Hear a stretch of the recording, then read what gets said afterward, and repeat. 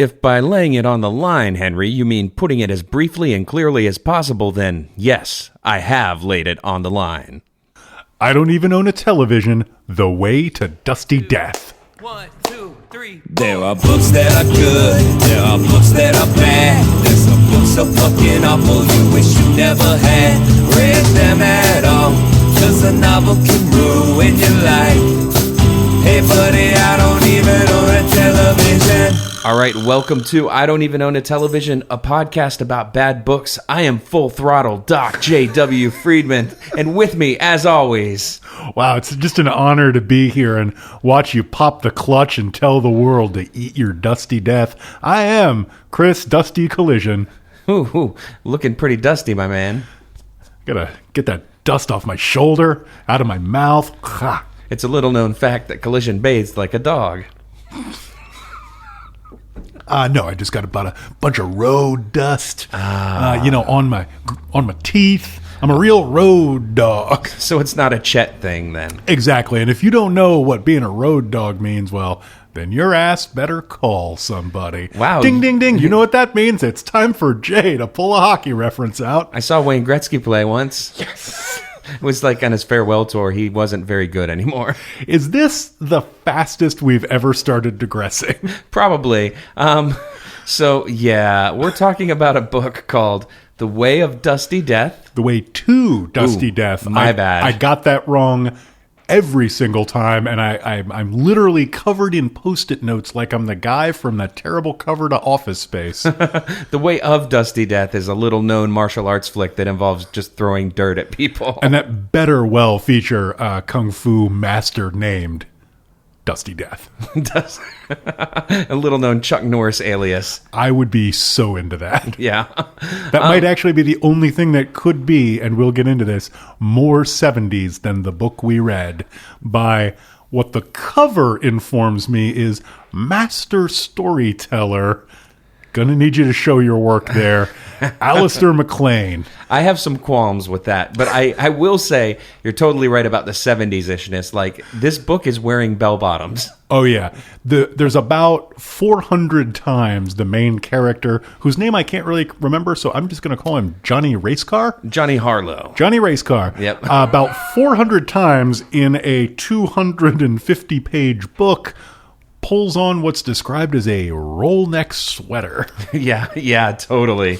I've been watching a lot of Columbo because I bought the entire series on box set. And not only does this book echo a lot of the story beats of a Columbo episode, the fashion sense lines right up. Yeah.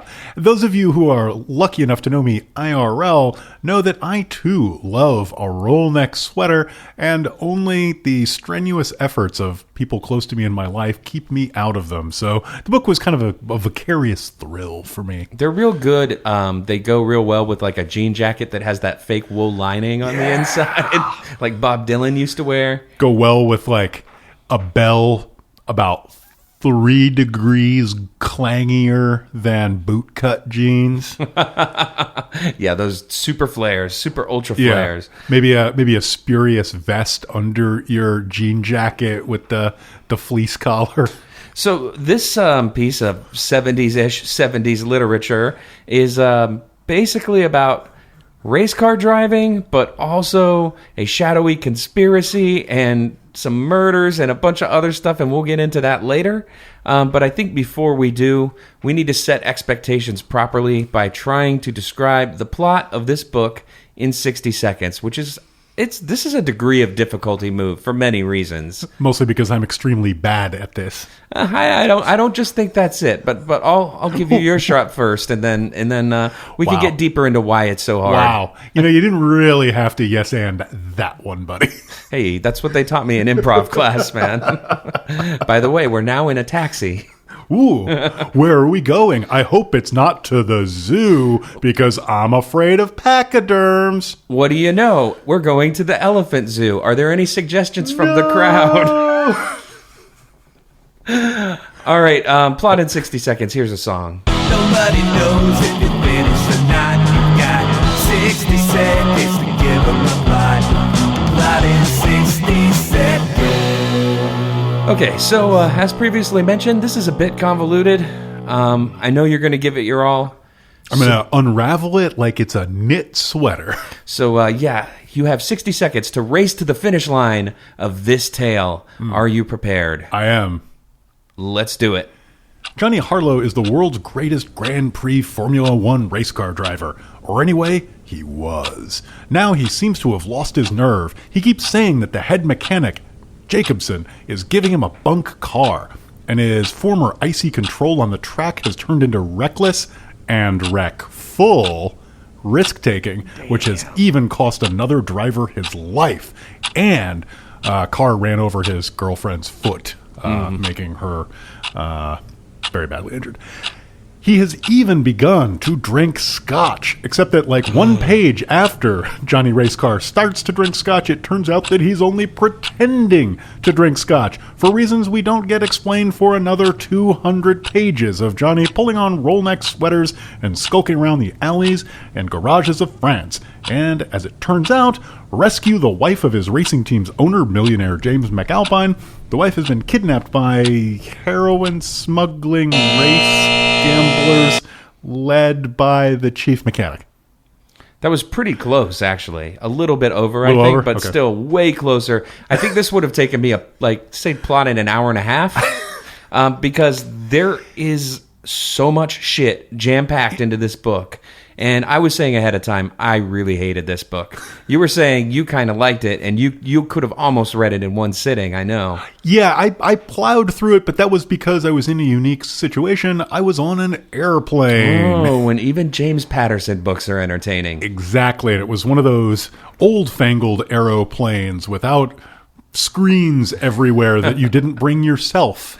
Yeah, I watched Ready Player One, the movie, on an airplane once just because it was free and I was bored. So, yeah, I think that says a lot about what you'll do to entertain yourself. I mean, when you're at the bottom of the barrel, why not scrape it? That's what I say. Yeah, exactly.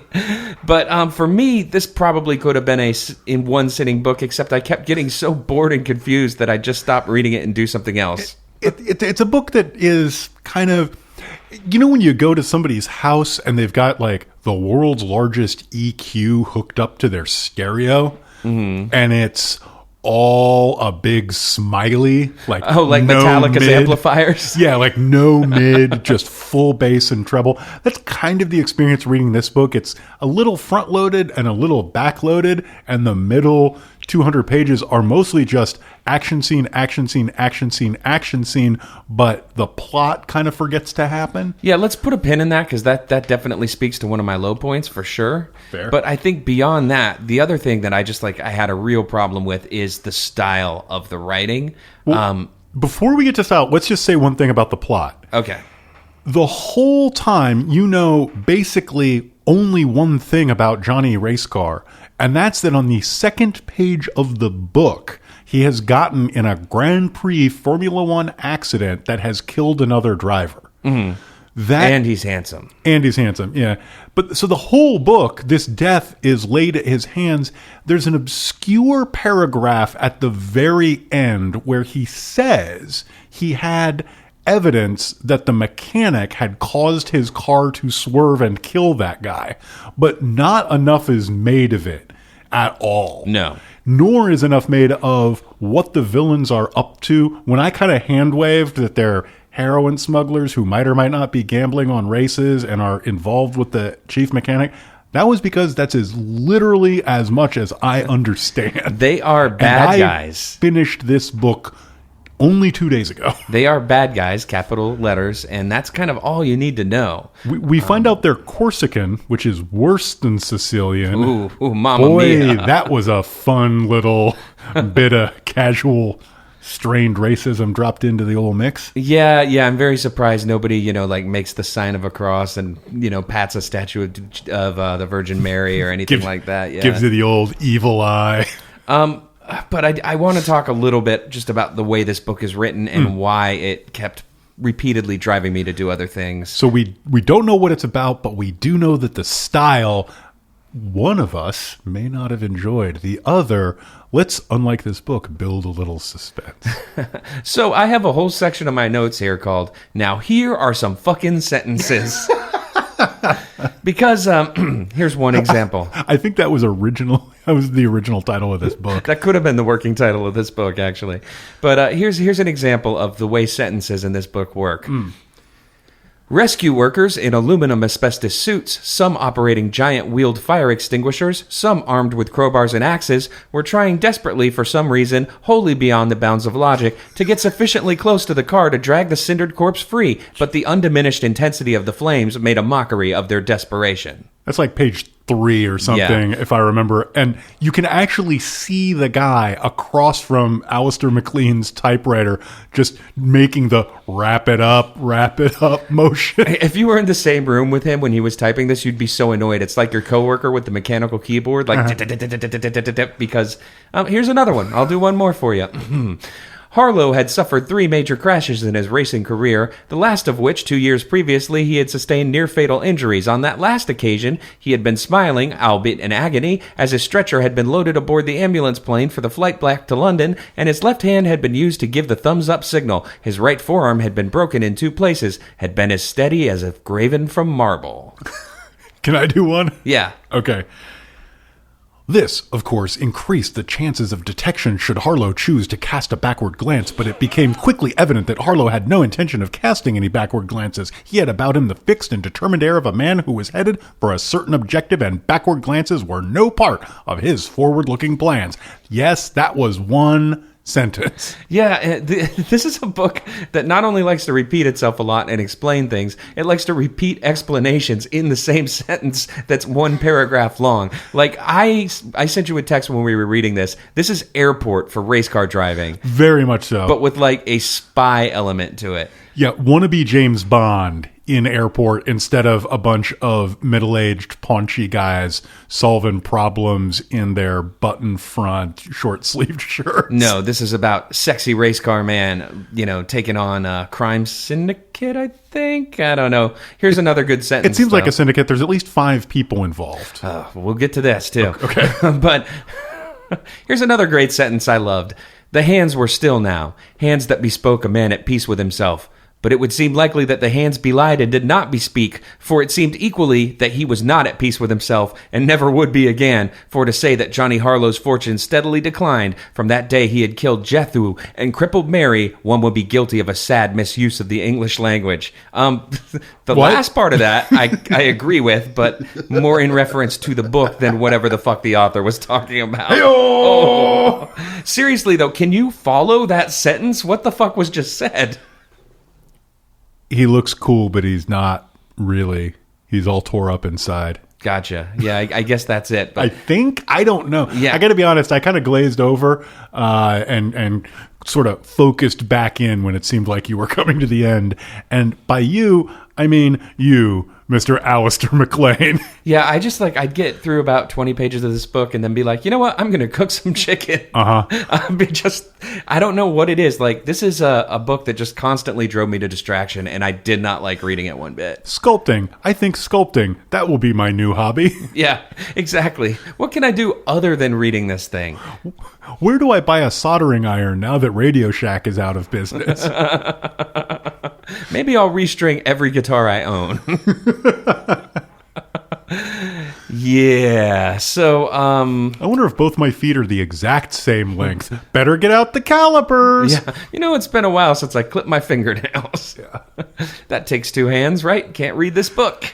Right. So if you want to read this, I certainly recommend Get You to an Aeroplane. Yeah, that's perhaps... I mean, I do like my pleasure spiked with pain, so that's probably the way to go. By the way, I want to mention, because I just heard a little bit of a sound of it outside, there may be a little bit more background noise than usual during this episode. We're recording in the evening. There's a movie shooting across the street from me. How exciting! Woo. However, the movie is entitled Women is Losers, which makes me think it's either a Janis Joplin biopic or some kind of MRA movie by people who ran the title through Google Translate and then back again. I wonder if... Well, I'm going to guess it's a comedy. And I wonder if that's not one of those fake names, like... It's a working title. Yeah, it's like, well, but no, one of the deliberately fake obfuscating ones. Like, I think Star Wars, they filmed it under Blue Harvest or some shit. I mean, Women as Losers is a Janis Joplin song, I think. Is it? Or maybe an album, but it has something to do with Janis Joplin. So if you hear any shrieking and wailing coming from outside, they're just shooting a movie. We hope. We hope. There is a craft services tent like right across the street from my driveway, so I might go over later and see if they have any need for like a schlubby podcaster, because I'd like some free cold cuts. Fuck yeah. I'll stand in the background. They can even, Photoshop even better hair on me if they want to. I guess that would be After Effects. Yeah, I really don't know what it is about. If it is about Janis Joplin, that's weird because this is not the neighborhood she lived in, but I guess the houses kind of look similar. I don't know. But either way, just, if you hear some banging and clanging, it's it's not The Rock lifting weights. It's a movie happening. And if you hear the revving of engines, that's just your own imagination so excited about The Way to Dusty Death, which is, it's told by a master storyteller, so I can only assume that it is a master story. It is a master story. It's masterfully boring and hard to follow. Doesn't need a pit stop, it just roars from beginning to end. Yeah, so it should be mentioned that this is an English novel, which is good, because if it were American, it would be about NASCAR and even more boring. So that's a positive. It's super European. That actually leads me to one of my big low points. I don't know if we're ready for that, though. I think we're ready. So let's do high points, low points. Here's a song. High points are high, and low points are low. High points, low points, get ready to go. So we like to start out with high points. Mine are brief and very glib, for obvious reasons. So I guess I'll start us out. Because you hated every syllable? Pretty much, yeah. So for me, my first high point was imagining Matthew McConaughey playing Johnny Harlow in a movie, because he very much is kind of described as looking similar, and he does have this kind of all right vibe to him. So that was a high point for me, was just mentally picturing Matthew McConaughey in a 1970s race car outfit, drinking a lot of scotch, except not really drinking scotch. Fair. Yeah. There's one of the high points for me. This is extremely predictable, and I'm sorry, but there's a conversation once Johnny Racecar gets the kidnapped wife of his boss back, and I can't remember her name because I'm a sexist asshole. It's either, well, that's because his wife and his daughter are Mary and Marie, and I can't remember which is which. Oh, Mary is the daughter, Johnny Racecar's girlfriend. Yeah, really horrible way to name characters, Mr. MacLean, by the way. I'm not a fan of that, but yeah. Okay, so it's Marie, and they have a conversation, and in it, very casually, Johnny says the phrase, "the way to dusty death," and Marie is so taken with it that she repeats it several times to herself, just in a murmuring undertone, and I really enjoyed that until this afternoon I chanced upon skimming the brief Wikipedia page for this book, and was very disappointed that I had not recognized that quote as a line from Macbeth.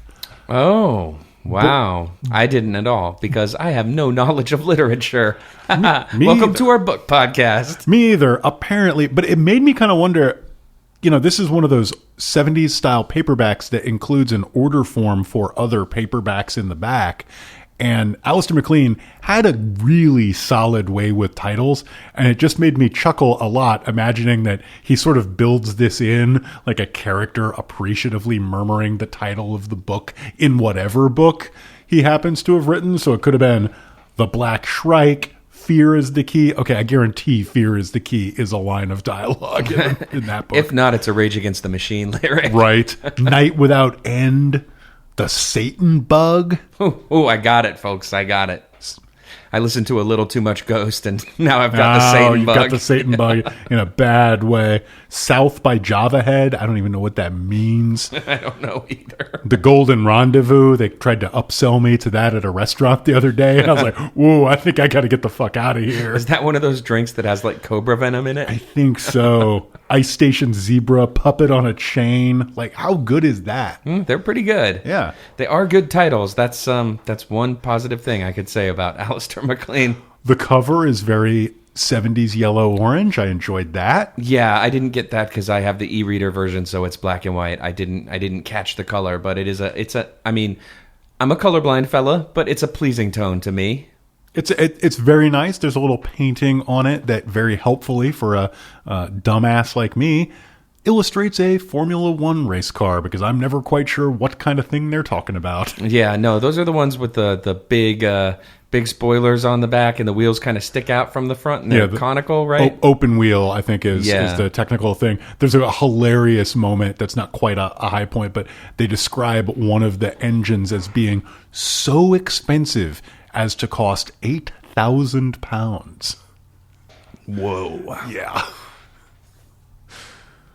Anyway, so those are a couple of high points. Let us get low. All right, I'm going to jump to this one just because we alluded to it earlier, but may just be me. I know it's not now, actually, because you've said the same thing. I could not keep the names of the characters straight in my mind throughout this book for several reasons. One is there's too many of them to begin with. This is a kind of a complex spy plot with a lot going on, and our author is definitely not Jean Le Carré, like he can't really handle this level of like a huge cast of characters, and he gave them all like really, really similar names. Everyone has like a 2-syllable first name, 2-syllable last name, and it's like to the point where I had to keep flipping back and going like, is this the guy that owns the racing team, or is this the precocious 16-year-old? And like, that's not super fun, and it makes reading an already kind of difficult to get through book confusing as well as boring. Yeah. So boo. Yeah, there's a character named Alexis Dunnett. And I don't know. That just screams like it comes off of page 1 of How to Demonstrate That This Is Your First Screenplay for Dummies. And guess what? He did not done it after all. Wah, wah. Okay, that's it, folks. That's all for us tonight. Have a good one. Make sure to tip your server. They're working real hard out there. Yeah. How about you, low point?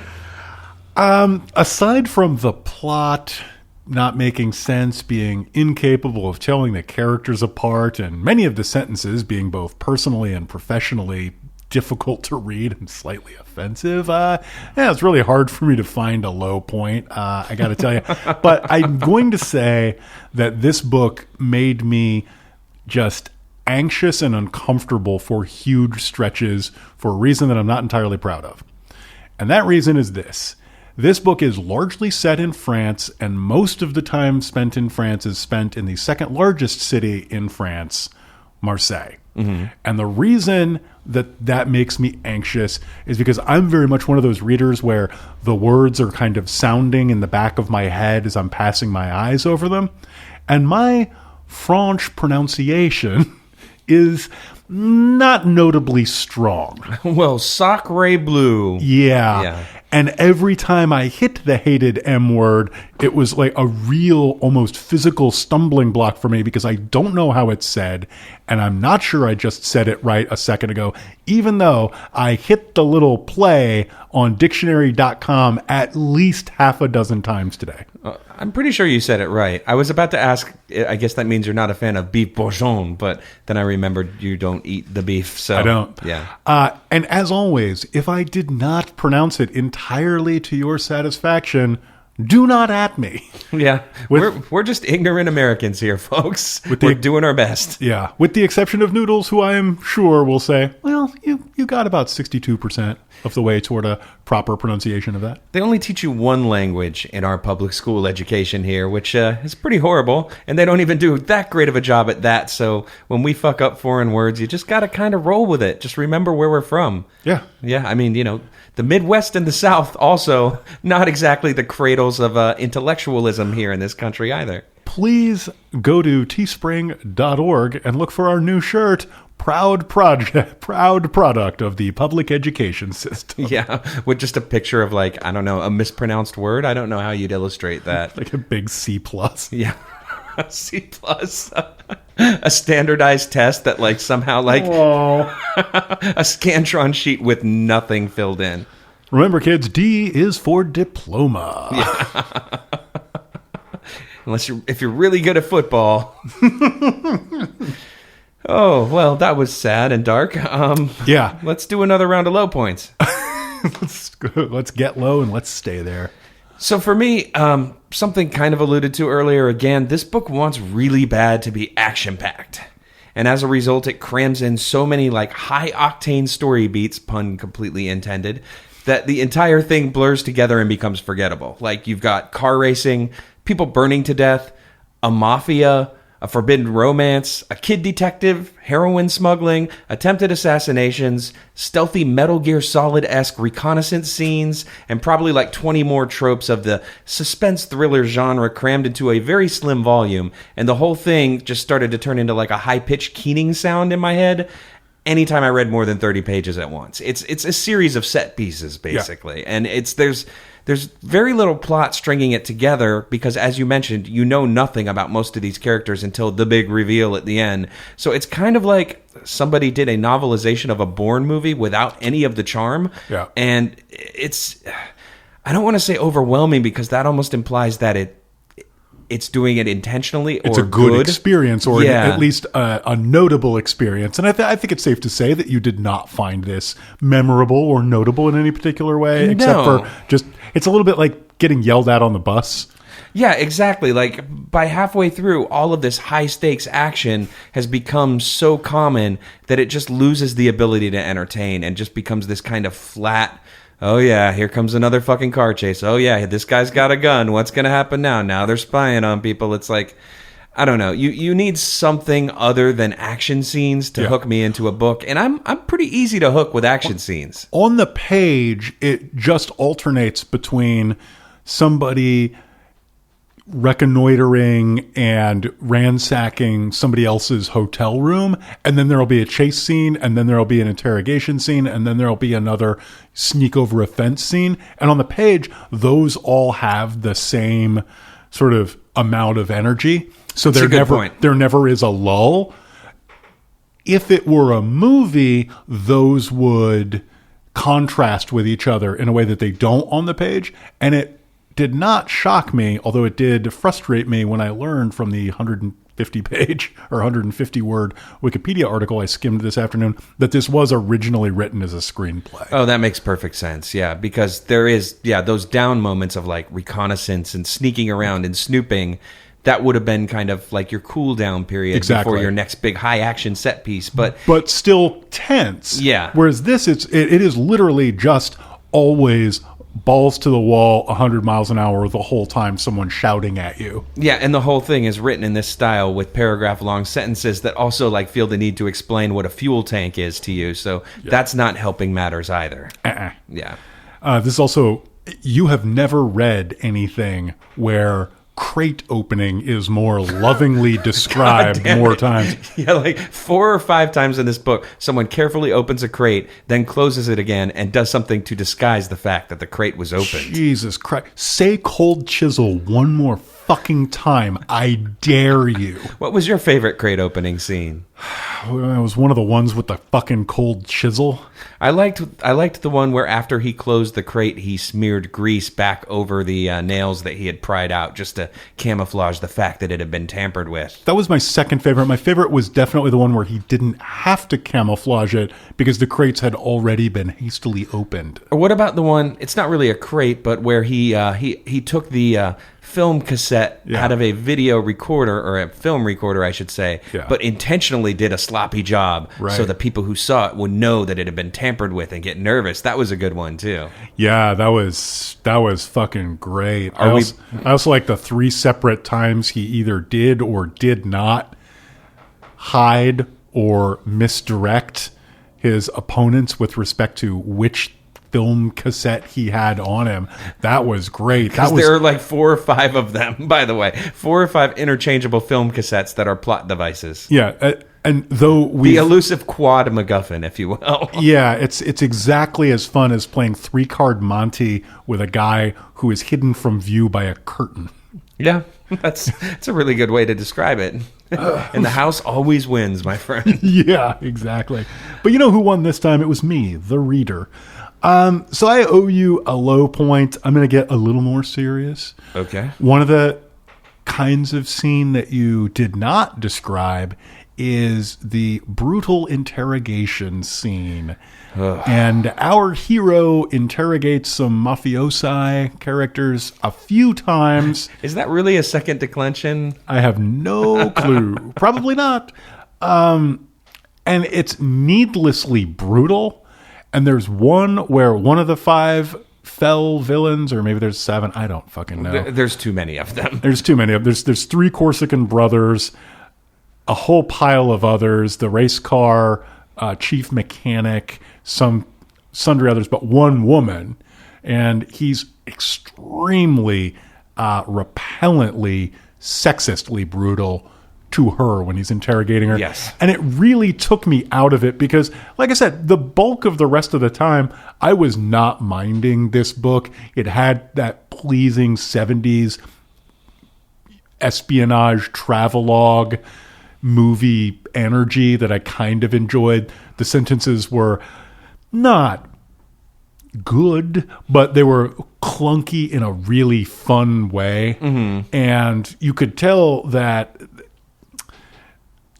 the author was struggling a bit to get to that 250th page mark, I think, because the same scenes happen about 3 times. Yep. And we've already read the sentences that are, was he looking back? No back looker he. Forward looking and forward moving he was, not to the back. Yeah.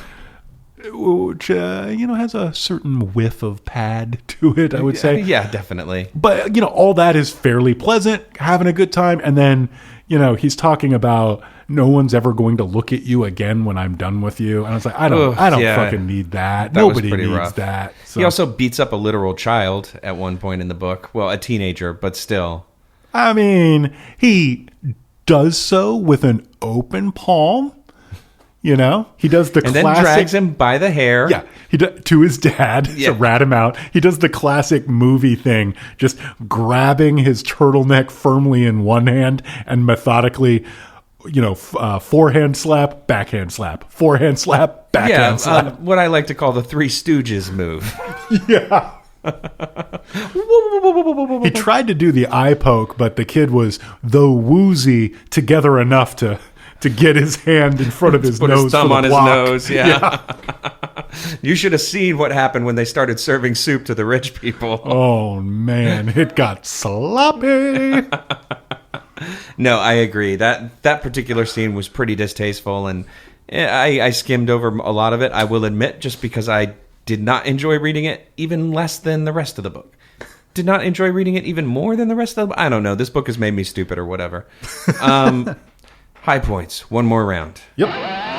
So for me, I thought this was kind of clever.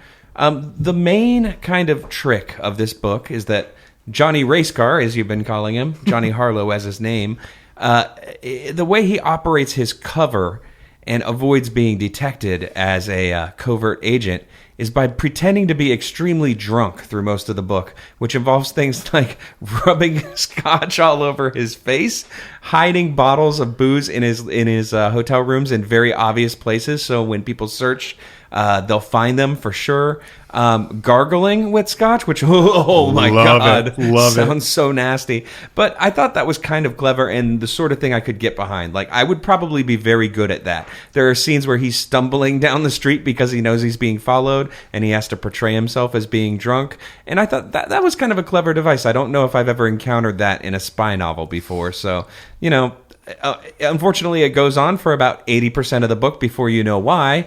But I did enjoy that little wrinkle to his what would you call it? His tradecraft, if you will. I think that's exactly the right word. He really gets into character and plays that character with an attention to detail, the likes of which we haven't seen since The Night Manager. To drop the Le Carré I was going to say bomb a second time. Tinker Tailor Soldier Drunk. Tinker Tailor Soldier Drive. Ooh, that's the one where Ryan Reynolds just shows up at the end in a shiny jacket for no reason. I think it's Ryan Gosling. God damn it! They're all the same. Whatever. Yeah. So I owe you a high point. This is very narrow casting, but my friend Mike and I, who listens to the show, hi Mike, have a long-standing and mutual, but mostly him, interest in tarps, particularly tarps in literature and pop culture. So it was with no small amount of glee that I read the following. The Ferrari's speedometer registered 180 kph. Harlow was clearly paying scant attention to the French 110 kph restriction, but from time to time, purely from instinct, for it seemed unlikely that there was any police car in France capable of overtaking him, he consulted his rear mirror. But there was, at no time, anything to be seen except the coils of rope, hook and first aid box on the back seat, and the hump of a dirty white tarpaulin, which had clearly been flung carelessly on the floor. Now, Sex tarp? not probably a sex tarp, I hope, but is there anything under that tarp? I don't know. Who knows? It appeared to have been carelessly flung on the floor. Yeah. I'm sure that means that there's nothing beneath it. Clearly, carelessly. I also like that because it kind of pushes the envelope in the acceptable number of adverbs per sentence category. Pushes the envelope for sure. A lot of the rest of this book blows right past it. And I'm no adverb hater. I'm not Stephen King. Adverbs are fine. Yeah. But this book laps the adverb rule, I think, several times. It sets course records for clunk, many a sentence. It pulls over to take a pit stop just to get more adverbs pumped into the tires. I heard that the new cover of this is that one line art meme where it's just the salesman patting the top of this book and saying this bad boy can fit so many adverbs in it. And then if you look at the cover of the book, it's actually just a smaller fractal cover. Yeah. So it's the same thing all the way down. Ooh, like that Jimmy Buffett book we did. Like the Jimmy Buffett book we did. Yeah, cool. Just says stuff like truly, madly, deeply. Yeah. Eat, pray, floor it. Well, that would have been an okay name for this, I think. Yeah, that would have been good. I will be your dream. I'll be your hope. I'll be your fantasy. But we'll be right back because we're going to take a break. Yep, it's time for us to pull over, change our tires, get our fluids topped off. And gargle some scotch. Gargle some scotch. Be right back.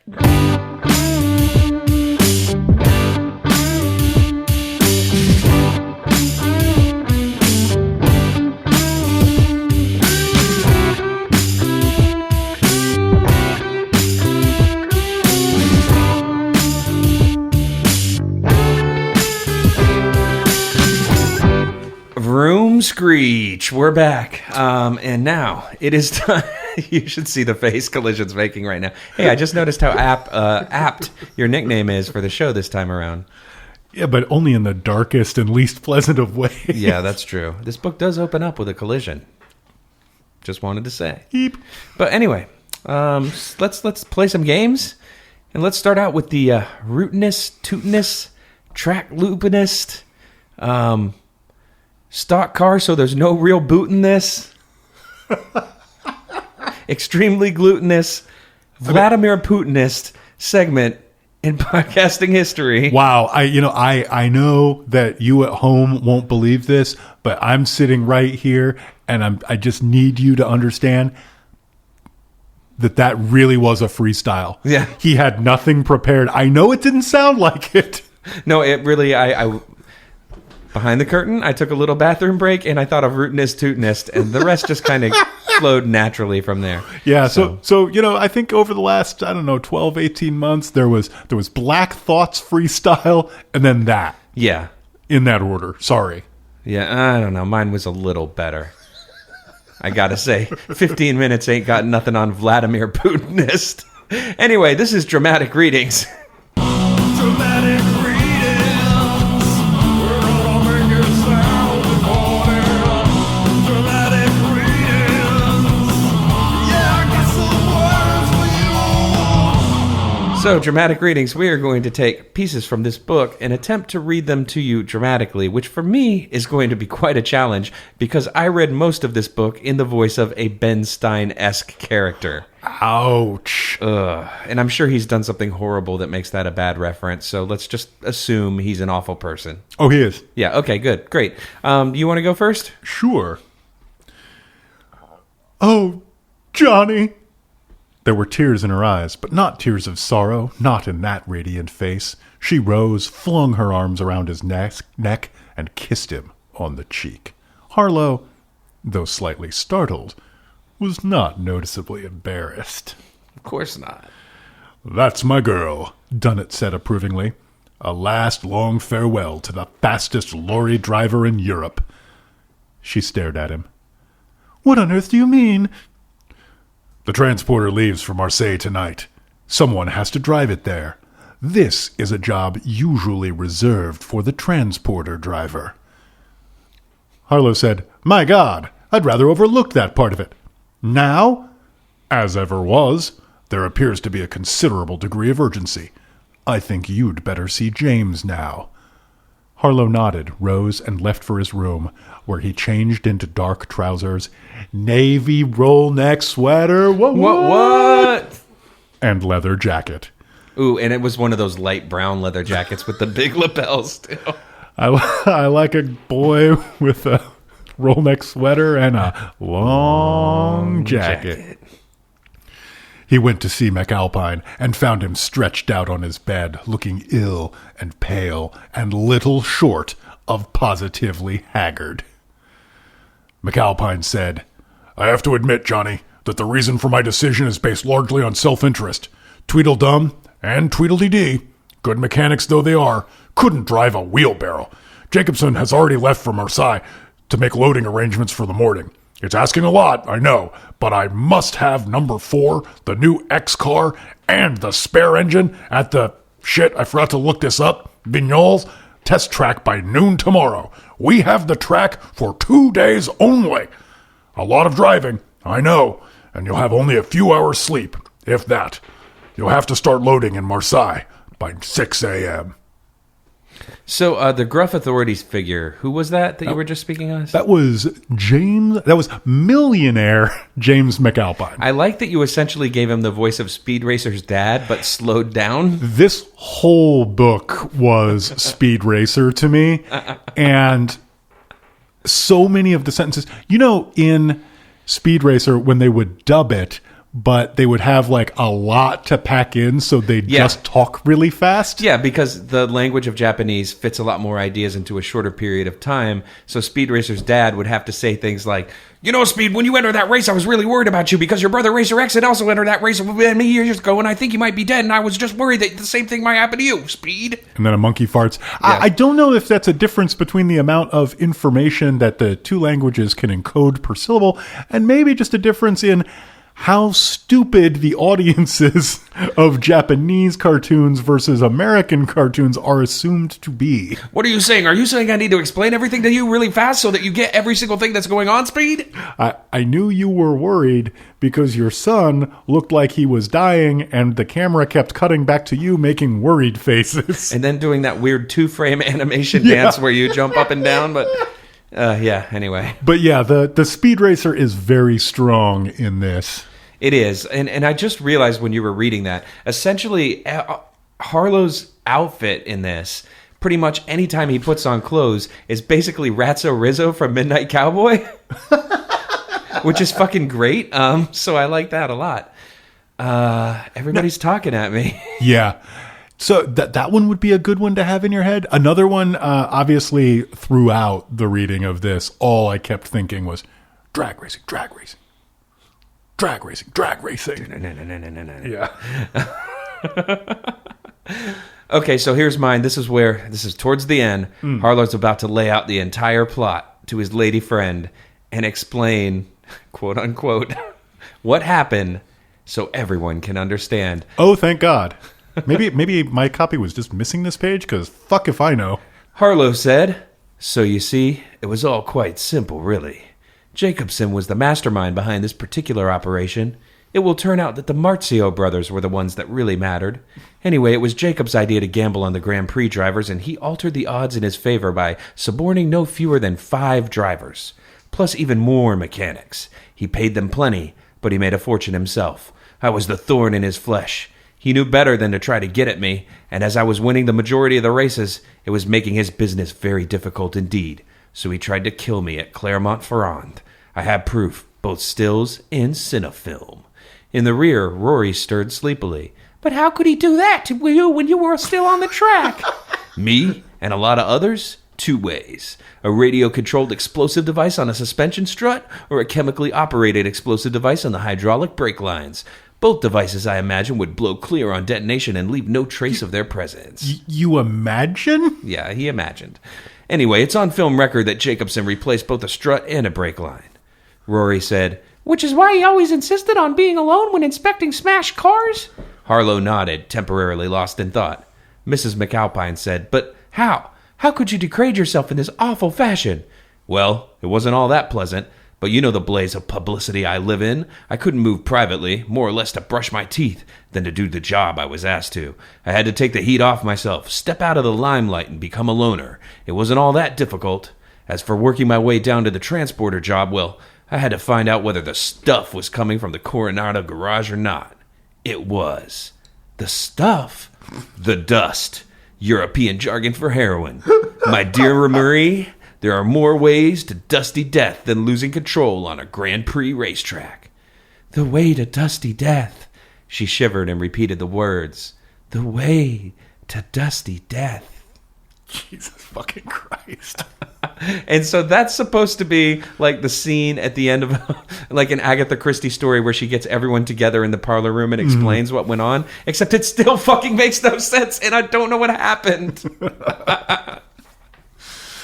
Well, you see, drivers were suborned, and then he had to step out of the limelight and running noise, door slam noise, ignition turning noise, ignition turning noise. Come Peeling on, out. start. Yelling through the window, the plan was actually very complicated.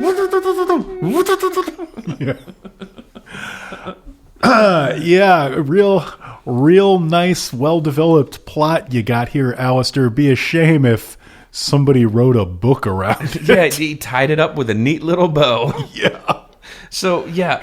What I've never seen anything more like the Homer Simpson, like, the cop was internal affairs all along, and everybody was just like record scratching at him because he's like, sometimes I get bored and make up my own story. I don't understand why, if the whole idea was to smuggle heroin into a country, why do you need this entire stock car ruse around it? It feels very superfluous. It seems like there's simpler ways to move things from point A to point B than, orchestrating elaborate fucking race car deaths and crashes, and I don't know. It was very, very silly. Well, the answer, Jay, is really quite simple, and it goes like this. And so you see, it really couldn't have been done any other way. The tape just slows to a stop. Chopped and screwed remix. Yep. That's it. Cut, wrap, print. Send it to the publishers. On to the next one. Yep. All right. So I've got one more game. And then I think we have a returning favorite we haven't done in a while here. I mean, there is no game when you're talking about high-speed thrill rides like this. It's deadly serious. So we're going to do a thing here called Most Famous Fan, and here is a song. The rich and the famous, but they read books too. They're rich and the famous, but they're only a little better than you. So Most Famous Fan, it's a brief little game, but I feel like it's an enriching one, where we try to think about the most famous person in the world who may have read this book and enjoyed it. And would you like to go first, or should I start us off? Why don't I go first? Okay, you go first. This one is a little bit tricky because, as we've talked about, it's basically a live-action Speed Racer. I don't really know who's that famous who would like Speed Racer. The Wachowski siblings. Not famous. That movie sucks. Do not at me. It's very colorful. We need somebody who would want to be in this movie, I think, right? Which basically means we need the modern Roger Moore. Somebody who's looks good, stands up straight, delivers the lines, has maybe a little bit of sense of humor about himself. I think I already know where you're going. So I'm thinking we've got to get it down to maybe one of your famous Hollywood Chris's. I'm thinking Chris Evans, maybe. Chris Pine would probably enjoy this. Yeah. Chris Collision. There you go. I may actually be the most famous person who likes this book. He is described as having long, curly, ginger hair, I believe. So, you're good to go. I thought you were going to go with Hemsworth, and I was going to have to break the news that he's too busy being Hulk Hogan, brother. This is frankly beneath Chris Hemsworth. Frankly, it's a little beneath Chris Evans, but Chris Evans actually has a knack for taking small roles that would surprise you in the midst of his blockbuster run. Uh-huh. So I think he might be interested in playing dress up for a couple of weeks, maybe getting to go to some fun places in Europe. I thought maybe you were going to age it up a little bit and kind of stick with the English vibe here and go with, like, say, a Jason Statham or a Daniel Craig, maybe. Daniel Craig would be good, although, again, I think that this is probably a little beneath him. It is, but here's the thing, right? This is a role that would be perfect played by someone who completely disdains the source material. I disagree. I really think you need kind of the twinkle of Roger Moore, who's like, this isn't great, I'm not better than it, let's just all get out with as much dignity as we can. Okay, yeah, I could just, because of Harlow. He was in a movie called Octopussy, for God's sake. I was just thinking about the fact that Johnny Harlow is essentially spending most of the movie pretending to be surly and drunk. Right. So, a little bit of looking down on the movie you're in, that might work. Whereas I spent most of my professional career pretending not to be surly and drunk. There you go. I kid. So for me, and we're kind of along the same lines here because we're definitely talking about movie people, although mine's not an actor, and it is Steven Soderbergh. Mostly because I just watched Logan Lucky recently, was not super impressed, but man, he likes race car driving and he likes heists. So I could see him reading this and being like, maybe I could convert this into a screenplay with comedy rednecks. You just have to do it with the exact cast from Haywire. Ooh, yeah, Gina Carano? Yeah. I'll watch anything Gina Carano's in. So. Yeah. So just redo Haywire, but race cars and go. Yeah, but the problem is I'm thinking, do any women kick ass in this movie? Because there's no point in having Gina Carano in your movie if she's not going to kick a bunch of ass. Yeah, you put her in, you gender swap the lead role. Oh, yeah. Whoa. That would be fucking killer. It's now Gina Racecar, not Gina Johnny Harlow, Racecar. yeah. As long as she doesn't, have too many speaking lines, you're good to go. Not yet proven to be her strength, but I thought she did a credible job in Haywire. Haywire was good, but that's also because she was supposed to be kind of devoid of emotion and have a flat affect, I would say. And be really good at ripping people's arms out of their sockets. She's good at that. So anyway, now that we're done with our Gina Carano admiration period. Don't care about Gina Carano, but man, am I the world's biggest Haywire fan. I think I saw that maybe 3 times in the theater. I really enjoy that movie too. People at home, you should check it out if you don't mind some over-the-top hyper-violence, but performed by a badass woman against men. Yeah. It's really good. There's an amazing diner fight scene in it. The diner fight is amazing. There's a pretty good beach fight that's also very solid. And that cast is crazily better than you remember. Anyway, yeah. So this is our lesser Soderbergh cast.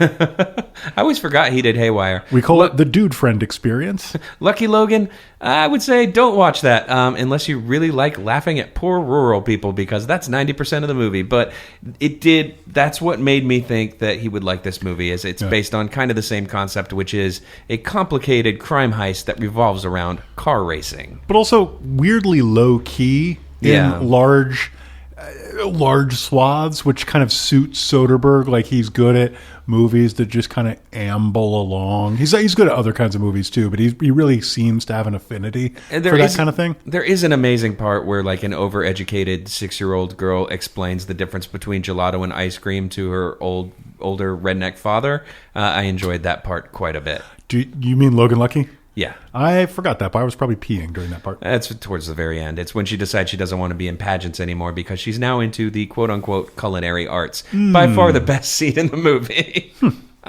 Anyway, rolling on. Let's do one more game. We haven't done this one in a really long time. It is Russian Roulette. Russian roulette, Russian roulette. Russian roulette, not actually Russian. All right, Russian roulette.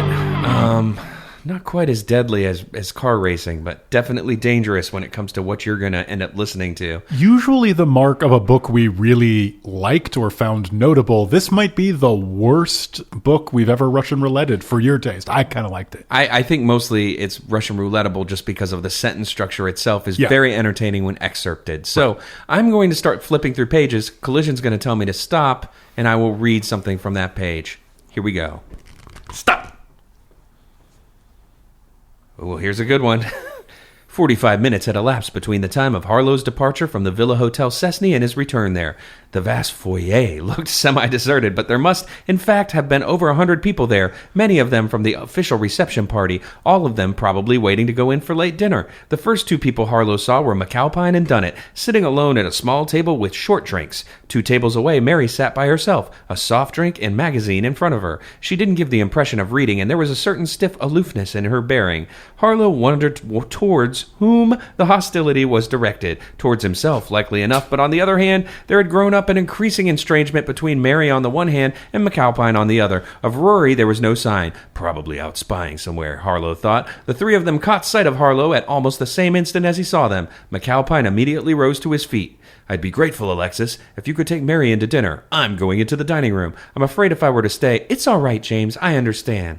Harlow watched the calculated snub of the departing, back without expression, an absence of outward feeling that quickly changed to a certain apprehension as he saw Mary bearing down on him. No question now as to whom the unspoken hostility had been directed to. She gave the very distinct impression of having been waiting for him. That bewitching smile that had made her the sweetheart of the racetracks was, Harlow observed, in marked abeyance. He braced himself for what he knew was going to be a low but correspondingly fierce voice. Must you let everybody see you like this, and in a place like this? Harlow frowned in puzzlement. You've been at it again. That's amazing, because you found the one moment where there's any introspection in the entire book, and there's like 2 sentences of it. And it's really just, are they mad at me? I don't know. Oh, yep, they're mad at me. Yeah. Wow. All right, your turn to flip. Okay. Stop. Dunnett put an arm round Mary's shoulders, pulled out a breast handkerchief, and proceeded to clean her tear-ravaged face. Mary looked at him in wonderment. Are you what Johnny said you were? Special branch? Interpol? Well, yes. I'm a police officer of sorts. Then stop him, Mr. Dunnett, I beg of you. Stop him. Don't you know you're Johnny yet? Mary nodded miserably, waited until Dunnett had effected his running repairs, then said, He's after trachea, isn't he? He's after trachea. He's after a lot of people. But the person he's really after is Jacobson. If Johnny says that Jacobson is directly responsible for the deaths of 7 people, then he's directly responsible for the deaths of 7 people. Apart from that, he has 2 personal scores to settle with Jacobson. His young brother? Dunnett nodded. And the other? Look at your left foot, Mary. Oh, yeah, because she got run over. Yeah. Yeah. Do you remember Johnny's young brother? No. I don't either. I think that happens off the page before the story starts, actually. Jesus Christ. I do like that you pronounced it trachea, though. In my mind, it was like trachea or something. I'm sure it was, but I didn't want to do the book the honor. Trachea. I didn't want to give the book the respect of attempting to pronounce yet more Eurotrash bullshit. Yeah. Properly. There's no way either of us would get it right anyway, but trachea sounds like a Dick Tracy villain. Yeah, for sure. But he's like, Tracer Trachea. He always shoots one illuminated bullet before putting one in your throat. Yeah, ooh, that's good. Dick Tracy is hella ultraviolet, if you didn't know. Well, I was thinking that would work with like a Sin City movie, maybe? Mm-hmm. And that was the 3rd most dangerous game after, I don't know, renting an island to hunt humans for sport, Formula 1 racing, and then Settlers Russian of roulette. Catan. You forgot Settlers of Catan. Very dangerous. I have been knifed 3 separate times playing that particular game. It's high stakes. And I'm a rules guy. Yeah, you never know. They change, too. I mean, who knows? Who knows? No, there's not going to be house rules. I'm the guy who's like, no. You don't get all the money in the middle for landing on free parking. No. I was just going to say, I'm the guy that insists that Monopoly is played correctly, so it doesn't last 6 hours, but it makes everyone hate you. Anyway. The way to make everyone hate you is insist they play Monopoly. I kid. I actually kind of like Monopoly, based on the fact that it is maybe the only board game I have ever won. Playing using the correct rules or the generally understood to be correct rules, which are not correct. Who gives a shit, baby? I won! Because technically, every square you land on, if you don't buy it, everyone else playing has the opportunity to bid on it. Everybody, it's time to wake up. We're not talking about Monopoly anymore. Oh, well, God damn it. I was just getting started. Like I said, no easier way to make people hate you. Well, I thought I was the rules guy. Anyway, that was some games. Yeah, it was. Let's go ahead and take another break. I'm going to get out the box of Monopoly and point it, like jab fiercely at certain lines and go, look, right here, right here. I hope you guys really like this month's bonus episode. Jay reads the rules of Monopoly angrily. It's really mostly about the auctions. Anyway, here we go. Break.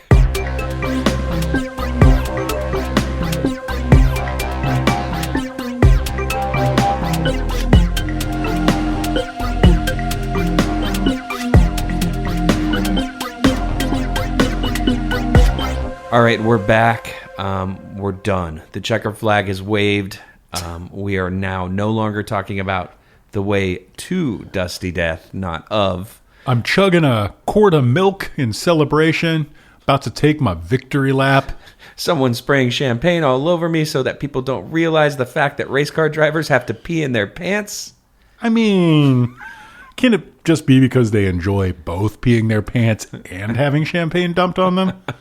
I know I sure do. At the same time. Fuck yeah. I've seen it. It's weird. That's a Tuesday night, my friend. So moving on, this is the part of the show where we recommend things that we do like. And would you like to go first? Yeah, I can recommend something. So the reason I was on a plane, as previously mentioned, is because I'm a jet-setting fancy pants kind of person. And where I went was to the exotic far-flung locale of Astoria, Oregon. Woo!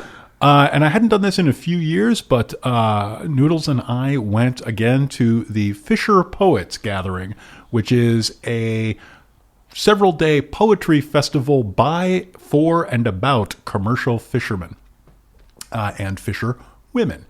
And it's just really interesting and kind of heartening reminder that people really like beautiful things. People really like representation, and if they're not hearing their stories anywhere else, they will just fucking tell them their own damn selves. So I'll put a link in the show notes to it, but if you search Fisher Poets Gathering, you're not going to get an overwhelming number of hits. But it was a lot of fun, heard a lot of good stuff, and yeah, so that's my recommendation. All right, so I have 3 things to recommend. One of them's real short because I already mentioned it earlier. It is Columbo. If you go on YouTube, there are 4 or 5 full episodes of Columbo available to view. You cannot stream it legally anywhere in the continental United States because of some weird rights disputes, but there are 3 or 4 of the TV movie-length episodes available to watch. If you enjoy mysteries, you'll like Columbo. I think Peter Falk is one of the most charming television detectives to ever exist. He's really entertaining. You should watch it. At least give one of them a chance and see if it's your thing. I just bought the box set that contains over 100 hours of Columbo, so I've got tons of fun ahead of me. And I should probably read a book at some point in between that, so I'm not just recommending Columbo for the next 6 months. Beyond that, a couple things to read. One of them is an article that just came out on TheVerge.com by Jessica Chow called The Trauma Floor. It's about Facebook moderators and what they go through. These are the people who manually moderate content on Facebook and determine whether or not it follows the guidelines. It's not an uplifting piece by any means. The conditions they work in are pretty bad, but it really kind of opens your eyes to the fact that there are human beings pushing these buttons. It's not an algorithm all the time. And a lot of them experience some pretty severe trauma because of the stuff that they're focused on and their work conditions. It's an entertaining read. You're not going to feel good at the end of it, but it's a really, really well-written investigative piece that I liked a lot. It's just really nice to know that there was a face at the other end of the several-month-long decision to repeatedly refused to allow us to upload the Devil Book logo to Facebook because apparently I kept getting flagged as too sexy or something, I think. I once had a YouTube video taken down because the Venus of Willendorf was in it. So, yeah. And then the third thing I'm going to recommend has been around forever.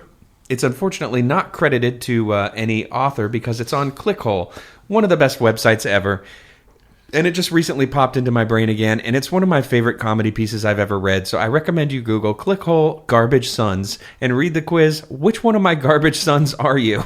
I'm not going to say anything about it other than the fact that it's extremely silly, and if you want to know how my sense of humor works, there's probably no better view into my brain than this weird little quiz. If you know how it works and you've done it before, you will enjoy it as much one more time through. Trust me, I've been testing this on myself for several years.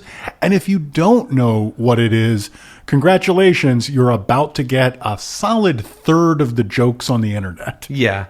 I will say frequently I'll just be doing something and the phrase "the dreaded Laramie" will pop into my head and I begin to cackle like a fool. So, yeah, check that out. Clickhole Garbage Sons quiz. It is amazing. And if you happen to be listening and you wrote that, at us, please. Yeah, I don't know why they don't credit their writers.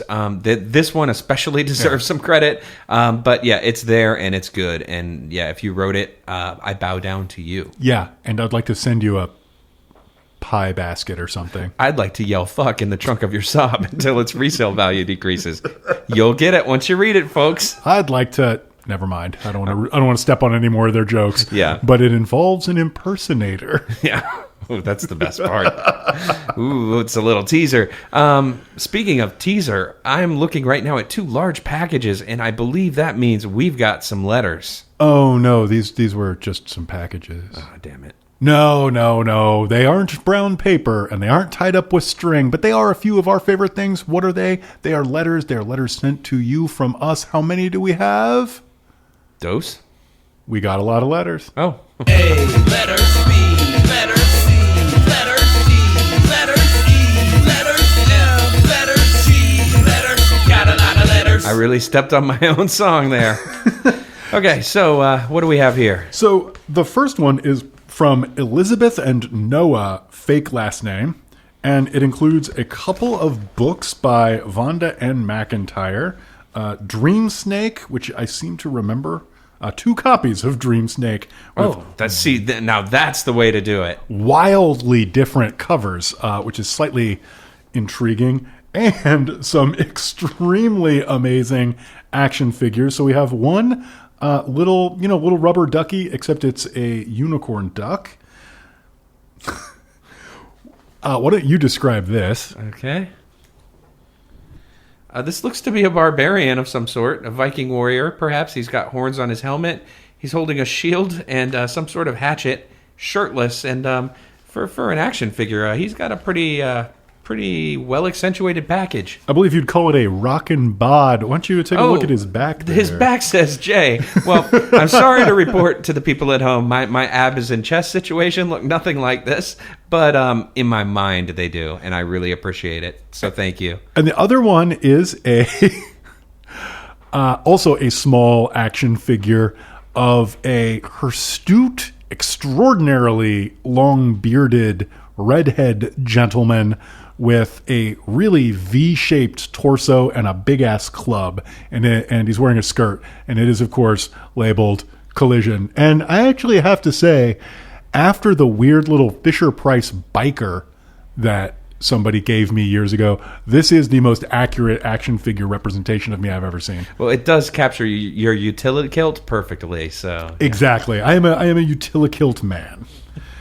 So we have letters inside this package, and they go a little something like this from Elizabeth from the Party Pit. Hey guys, happy end of the year that we somehow survived. Whew, don't know how that happened. Just wanted to send y'all a few things to say thanks for all the pod. I work as an archivist here in Austin and spend a lot of time digitizing old books, so some days I can get through 5 to 6 hours straight listening time. Having a beautiful independent podcast without the constant ad breaks and storytelling music beats makes it so much better getting through the day.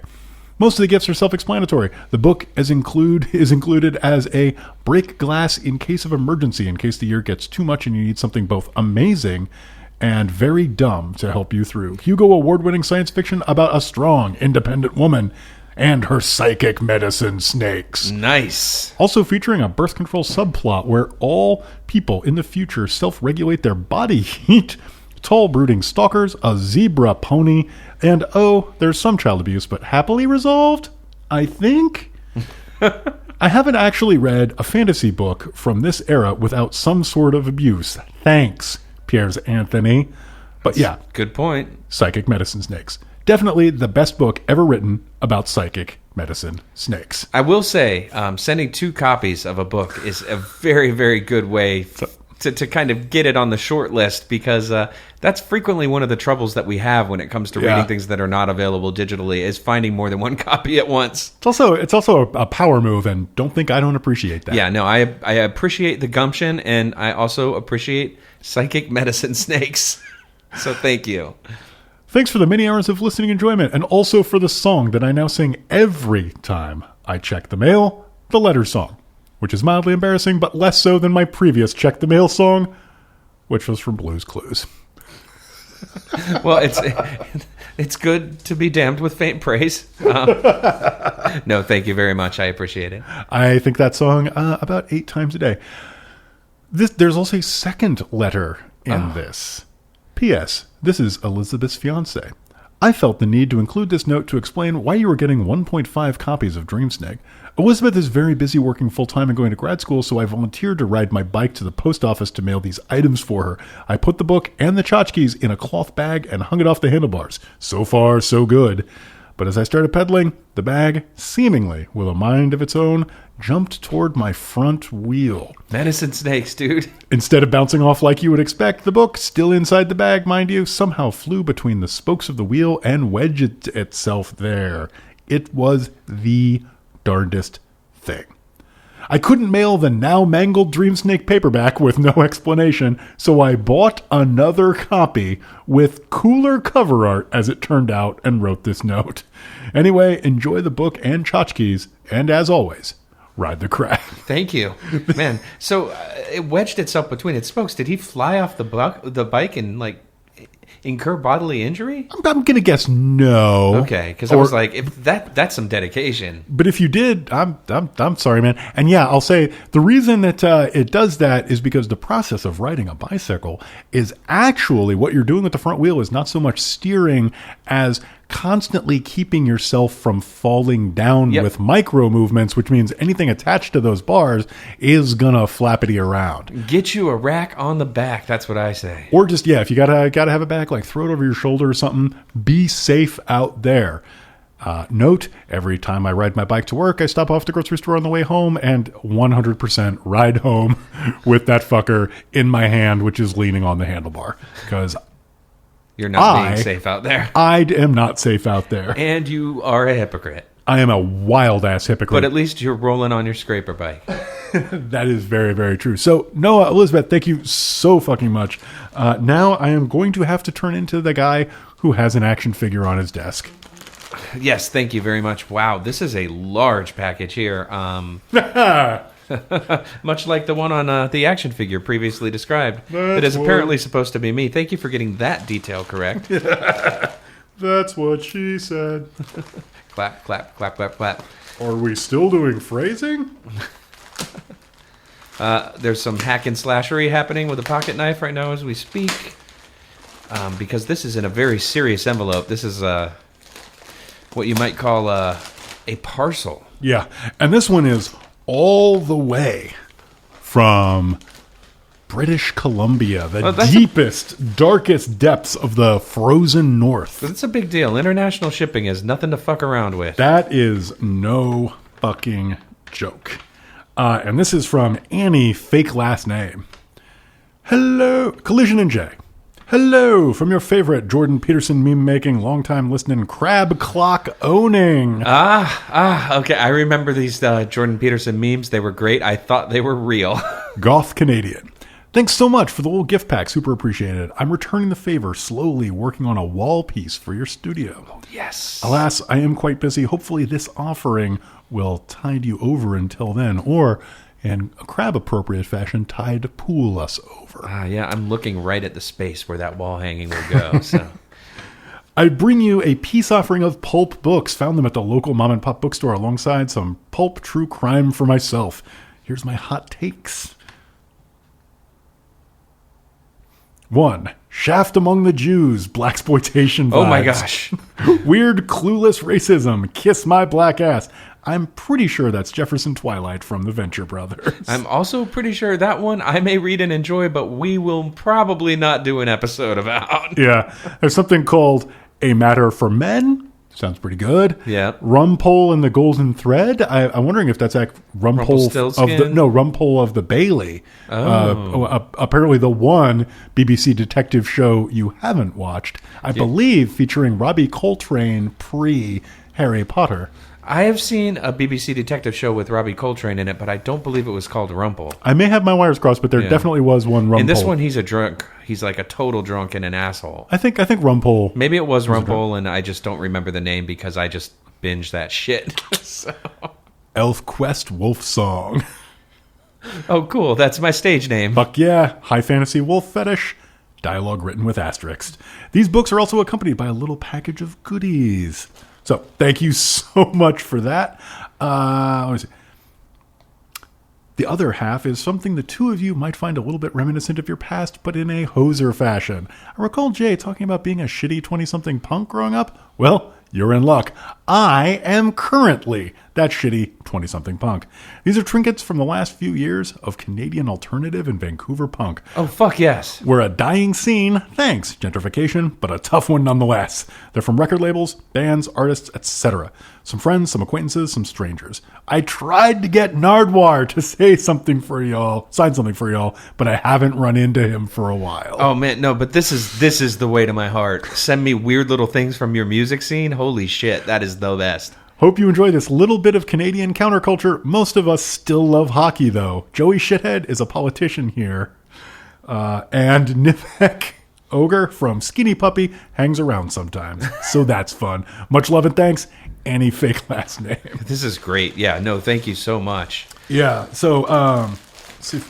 Ooh, it appears to be, what's the word? Leopard tape. Ooh, leopard tape. That's very punk. Yeah. We got some. Oh, cool. It looks like there's some flyers, some zines. A little Canada pin. Cool. I'm stealing that one. Death from Above, 1979. Yeah. Awesome. Well, thank you so much. This is 1,000% the way to our Canada-loving hearts. It's true. And I mean, you know, I've said it many times before. I love like weird little regional scene reports and zines and things like that. Physical artifacts are even better. Like one of my prized possessions is a bunch of shitty cassette tapes of local hardcore bands from Cleveland circa 1995, 96. Yeah. I still have every single one of them. So. Hell yeah. So thank you so much for all of the correspondence, and also this time around all of the cool gifts.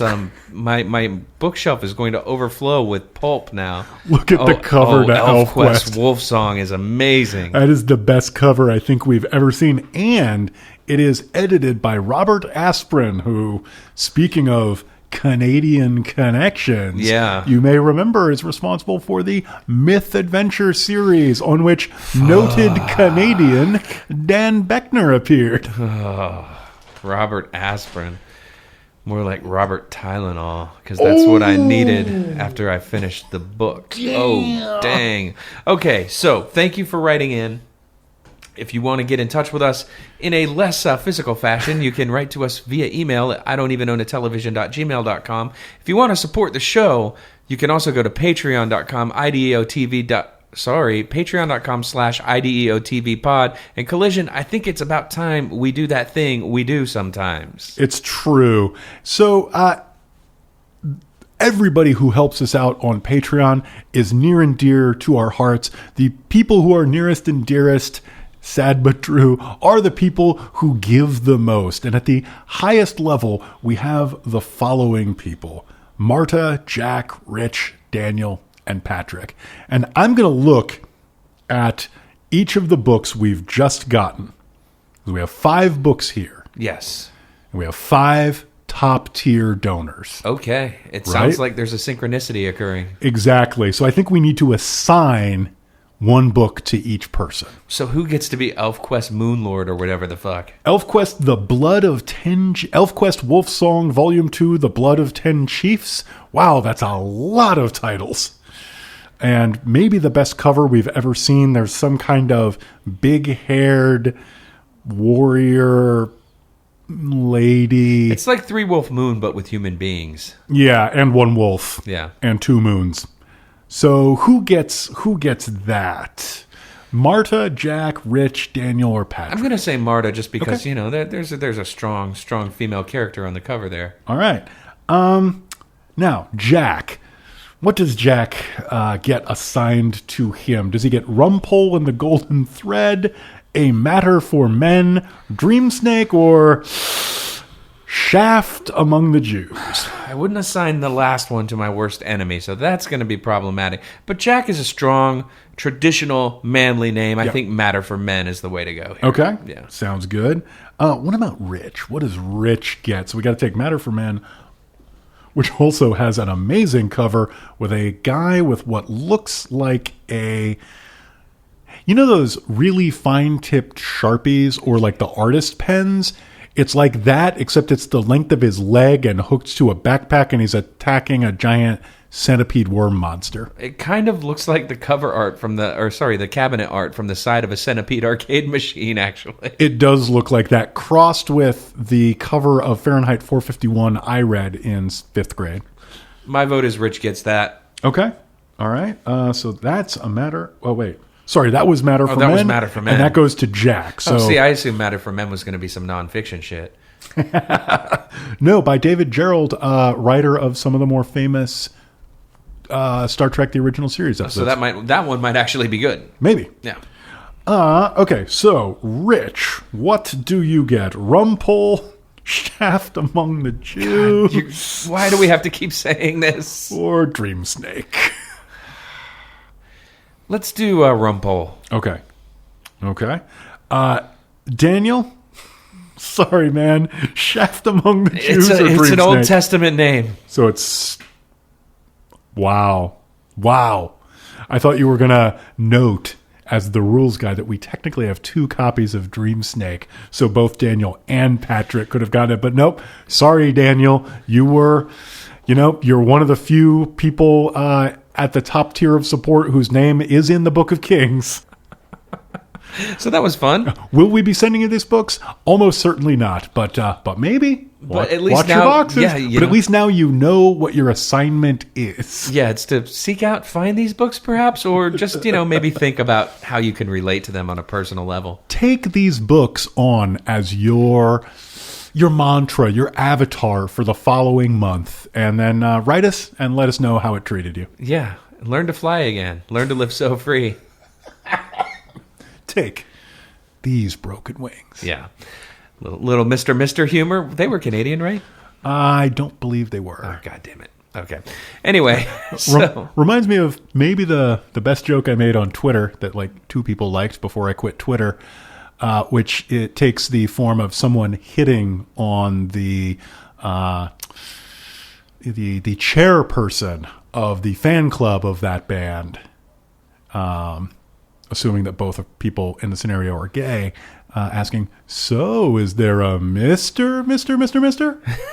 That's pretty good. That's pretty good. I was thinking how awesome it would be if there were more genre overlap and Twisted Sister and Mr. went on tour together. You'll remember from the Twisted Sister video, one person does call them Mr. Sister. Oh, you're right. So I think maybe they were extending that olive branch and were probably really looking forward to that tour, but were cruelly rebuffed by the, let's just say it, jerks in Mr. Yeah, maybe during an off day they could have gone to see Twister. That kind of tracks along the timeline. That would have been amazing. Yeah. Okay, so what else? Yeah, we're on social media. Fuck that shit. decliningly active there. Yeah. But we do have a Facebook group that is good. The I Don't Even Own a Television Fun Time Party Pit, where you can talk with other people who listen to the show about all sorts of stuff. And it's generally very cool. It's extremely cool, as evidenced by the fact that both of the people who sent us amazing party packs, thank you so much, are actually in said group. How could anything be cooler than that? I ask you, it couldn't. This podcast episode is over. No one must argue with me. It is. It's done. It's over. So until next time, rev the engine. Floor it. Ride the crap.